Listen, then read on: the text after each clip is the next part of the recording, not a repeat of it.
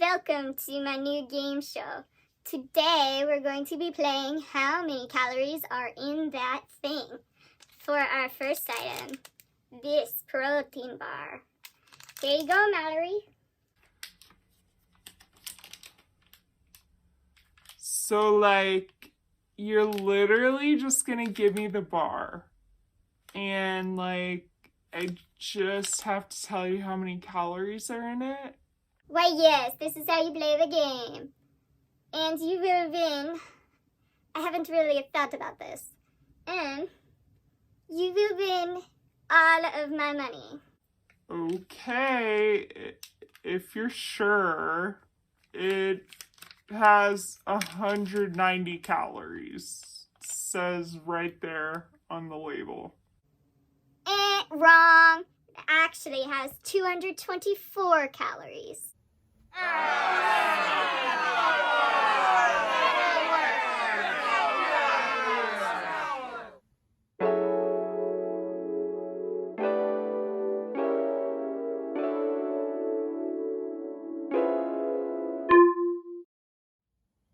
Hey everyone, and welcome to another video. Hope you enjoyed that intro. Definitely like and subscribe down below if you did. Today, I'm just going to be showing you guys the importance of macro tracking over just calorie counting.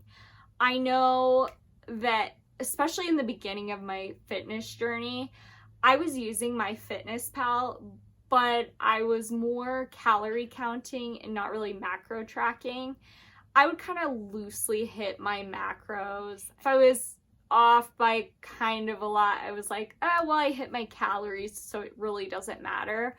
But it actually does. So I, this year, had gotten a personal trainer, and she actually explained to me the importance of macro tracking, because I asked her, like, hey, where do my numbers need to be? Can you help me out with this? And I showed her my nutrition, and she was like, do you hit these macros? And I was like, well, kind of. I mean, I make sure that I'm hitting my calories every day. And she kind of showed me why it's important. So in every calorie, or in every gram of protein, there are 4 calories. In every gram of carbs, there are 4 calories. And in every gram of fat, there are 9 calories. So if you take that protein bar that was at the beginning of my video, here it is. It says on the back that it has 190 calories. So the FDA can be like 20% off on any food label. So the calories printed on the label are usually wrong. Sometimes they're pretty close to that number, but most of the time they're off. And so for this bar, if you do the math, it has 25 grams of carbs, so 25 times 4, that's 100. And then it has 22 grams of protein, so 22 times 4, that's 55. Wait, no. 22 times 4, that's 88. And then for the fat, there's 4 grams of fat in that, so 4 times 9, that's 36. And then if you add all that up, 36 plus 88 plus 100, it's 224 calories. So you can see that one was 34 calories off from what the label actually says it is. And so I'll show you a couple other examples just in case you don't believe me. So on this Bonza pasta, it says it has 190 calories again per serving. For a bigger serving, it's 340 calories, but for a single serving, it's 190. And so if we go in here, so protein, it has 13 grams of protein, so 13 times 4, that's 52. And then it has 32 grams of carbs, so 32 times 4, that's 128. And then for the fat, it has 3.5 times 9. That's 31.5. And then if you add all of that up, that's 52 plus 128 plus 31.5. That's 211.5 calories. So that one again was off, but not by as much as the bar was. Show you guys one more example with my new favorite thing, which is these wild chips. They are so good. If you haven't tried them before, definitely try them. They have the sea salt and vinegar, and then they have a chicken and waffles version. Oh my god, they're so good. Definitely check them out. And so on this, it says on there it has 140 calories, but then we do the math, and it has 10 grams of protein, so 10 times 4, that's 40. And then for the carbs, that's 9 times 4, that's 36. And then for the fat, 6 times 9, that's 54. And then if we add all of that up, it is 40 plus 36 plus 54.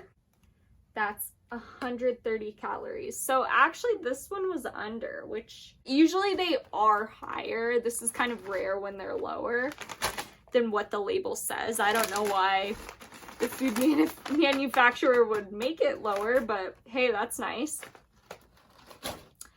So as you can see, if you were going throughout your day just calorie counting and not looking at the macros at all, your whole day could be completely thrown off, and you could be having up to, I mean, probably 1,000 calories or more that you weren't accounting for and that you thought you weren't having.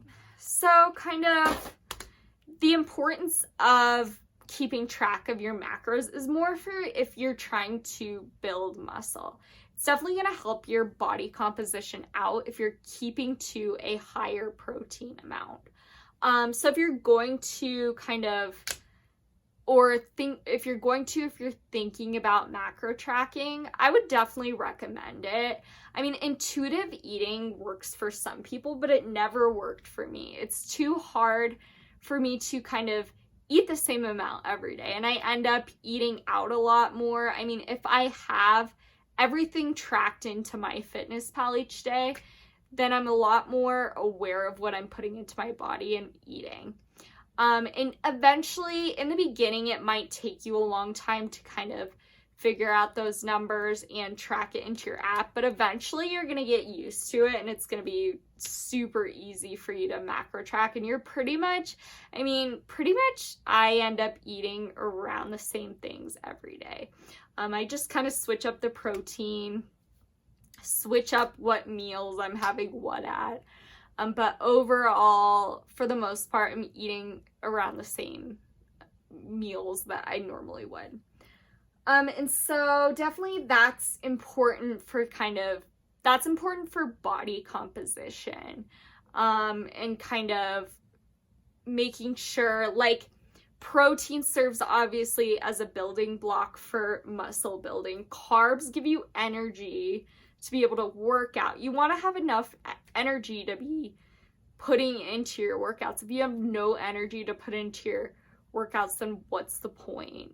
And then fat's gonna just keep you fuller longer. And so how you figure out your macros is I would go to kind of a macro calculator, and it depends on what your fitness goals are. Are you trying to lose weight? Are you trying to maintain weight? Or are you trying to gain weight or gain muscle? So you can go on to a macro calculator, which I'll link one down below that you guys can go to. This is one that I feel like is one of the more accurate ones, and one of the ones that I like because it shows you how many calories you want to be having too. It'll just have you enter in your age, your kind of activity level, your weight, your height, and then it'll give you a calorie amount, and it'll give you a protein goal, carb goal, and fat goal. And I adjust those numbers. I just make sure that I'm getting at least 1 gram of protein per pound of body weight. So right now I'm at 130 grams of protein. And so what I basically do is I make sure that my protein is around 130. And then it's really kind of, do you prefer more fats or do you prefer more carbs? And I prefer more carbs over fat, but I do get a lot of fat into my diet just because I can't have eggs. So I substitute with a lot of like dairy-free stuff that's higher in fat. And then I also can't have dairy, so I substitute that with stuff that has higher fats. And so then I'll just kind of adjust my protein and fat depending on how many, kind of what I feel makes me feel better when I'm like kind of working out and throughout the day, and what I function better off of. I mean, if you function better off of higher fat, then enter in their higher fat. If you function better off of higher carbs, then enter in higher carbs. It kind of really is up to you and what you prefer. And so, is that all I want to talk about?